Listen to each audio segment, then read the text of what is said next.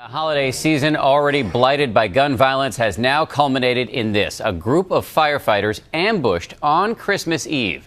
The men were responding to this fire at dawn. It turned out, though, to be a trap. As soon as they got there, they were picked off one at a time by a lone gunman.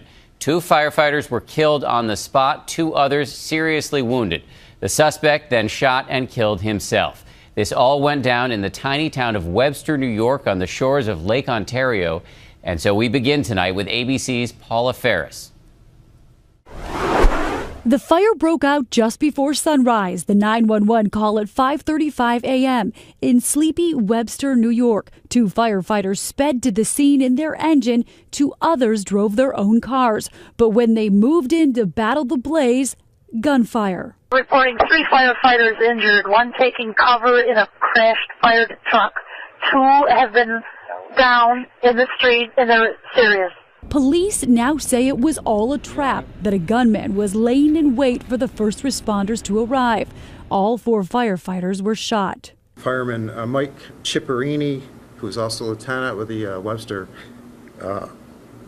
Police Department, was deceased at the scene.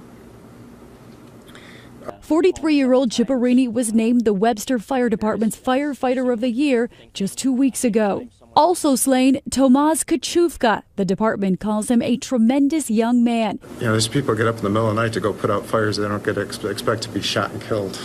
Webster police have identified the gunman as 62-year-old William Spengler, whose home burned today. He had a lengthy criminal history, serving 17 years for killing his grandmother with a hammer back in 1980. No word about what his motive was today or where he got his guns. Spengler was a convicted felon. He's not allowed to possess weapons. Tonight, 2 firefighters, Joseph Hofstetter and Theodore Scardino, are in stable condition in the hospital. 33 people were evacuated after the fire engulfed 7 homes. It's a shock that something like this would happen, but for some reason, violence is rearing its ugly head in this community, everywhere. Paula Ferris, ABC News, New York.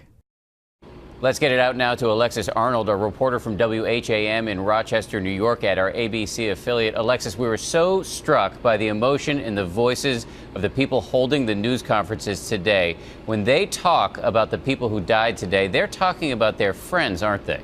Well, that's right. And here you have a situation. They're going to work.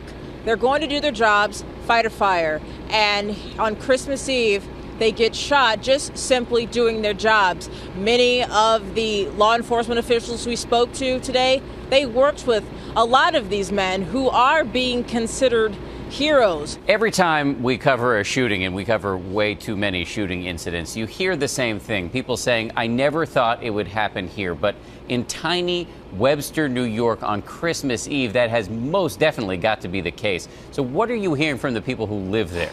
The neighborhood this took place in is a very nice, safe, quiet neighborhood. So very shocking to hear that events like this would unfold. Of course, in light of what happened in Sandy Hook, here we are dealing with the situation of guns and that gun control issues coming up.